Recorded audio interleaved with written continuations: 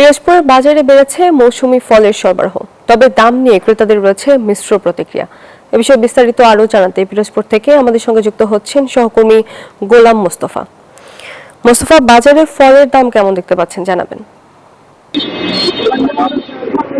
পিরোজপুরের বাজারে ধীরে ধীরে মৌসুমী ফলের সরবরাহ বাড়ছে। তো এখানে মূলত এখন প্রায় 4 থেকে 5 পদের আম বাজারে ইতিমধ্যে সরবরাহ চলে এসেছে, এবং এখানে দেখলাম আজকে আমি যে আম্রপলি যে আমটি আছে এটি 70 টাকা কেজি বিক্রি হচ্ছে। সেই সাথে হাড়িভাঙা আম বাজারে চলে এসেছে, যেটা 70 থেকে 80 টাকার মধ্যে বিক্রি হচ্ছে। এবং সেই সাথে জাম আছে যেটি বেশ 200 টাকা, যেটা গত সপ্তাহে 300 টাকা কেজি ছিল, যেটা আজকে 200 টাকা কেজি বিক্রি হচ্ছে। লিচু কিছুটা শেষের দিকে হওয়াতে গত সপ্তাহ থেকে দাম কিছুটা বেড়েছে। গত সপ্তাহে যে লিচু ছিল 300 থেকে 350 টাকা, আজকে সেটি 500 টাকায় বিক্রি হচ্ছে। তো আসলে পিরোজপুরের বিশেষ করে আম বেশিরভাগই বাইরের জেলা থেকে আমদানি করতে হয়। সেক্ষেত্রে আমের দাম কিছুটা, দোকানিরা যেটা বলছেন যে দাম কিছুটা বেশি থাকে অন্য জায়গা থেকে, 5 থেকে 10 টাকা বেশি থাকে।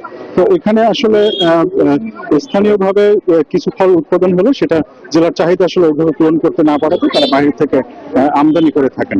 তো আসলে পিরোজপুরে যে ক্রেতারা যে এখানকার যে আমের যে যোগান এবং বিভিন্ন যে মৌসুমী ফলের যে যোগান, এবং তারা এই দাম নিয়ে বেশ কিছুটা মিশ্র প্রতিক্রিয়া জানিয়েছেন। তো আসলে পিরোজপুরের মৌসুমী ফলের বাজার থেকে এই ছিল আমার কাছে সর্বশেষ।